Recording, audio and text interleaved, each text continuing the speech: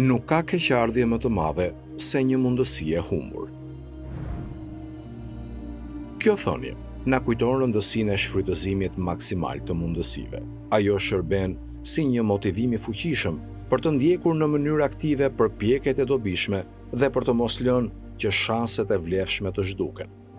Për të kuptuar më tej rëndësinë e kësaj thënie, le t'i drejtohemi Kuranit për sqarim. Në surën Hashr, ajeti 18, Allahu thot: "O ju që besuat, kini frikë Allahun dhe le të shikojë çdo njeri se çfarë ka përgatitur për nesër dhe kini frikë Allahun. Vërtet, Allahu është i njohur me atë që punoni."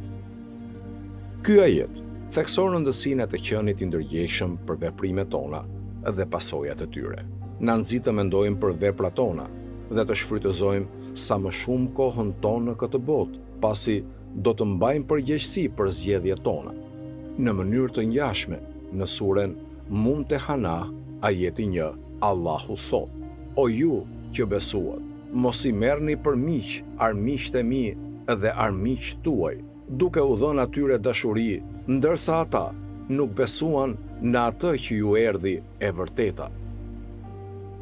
Ky ajet na rikujton që të mos humbasim rastin për të bërë dallimin midis atyre që janë aleat të vërtet dhe atyre që kundërshtojnë të vërtetën. Ai thekson rëndësinë e rreshtimit të vetes me ata që mbështesin parimet e besimit dhe drejtësisë. Duke menduar mbi këto ajete, mund të kuptojmë urtësinë e thellë që qëndron pas deklaratës së Imam Aliut.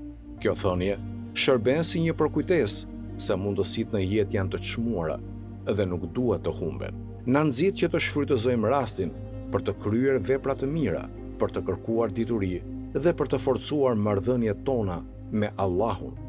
Duke vepruar kështu, ne mund të shmangim keqardhjen dhe pikëllimin e thellë që shoqëron humbjen e mundësive të vlefshme. Imam Aliu, i njohur për diturinë dhe urtësinë e tij të pamas, e kuptoi rëndësinë e shfrytëzimit maksimal të çdo mundësie. Jeta e tij shërben si një shembull i ndritshëm i dikujt që përqafoi çdo shans për t'i shërbyer Allahut dhe për ta përfituar njerëzimin. Ai ishte një shembull i diturisë, drejtësisë dhe devotshmërisë, dhe mësimet e tij vazhdojnë të frymëzojnë muslimanët e të gjitha brezave. Si musliman, ne duhet të mendojmë mbi këtë thënie dhe të përpiqemi ta jetojmë jetën tonë me qëllim dhe synim. Ne duhet të shfrytëzojmë çdo mundësi për të kërkuar dituri, për të kryer vepra të mira dhe për të forcuar marrëdhëniet tona me Allahun. Duke vepruar kështu, ne mund të shmangim keqardhjen dhe pikëllimin që vjen nga rastet e humbura dhe në vend të kësaj të përjetojmë përmbushjen dhe kënaqësitë që lindin nga shfrytëzimi maksimal i çdo momenti. Allahu na dhënë urtësinë për të njohur dhe shfrytëzuar mundësitë e vlefshme dhe na bekoft me aftësinë për të shfrytëzuar sa më shumë kohën tonë në këtë botë.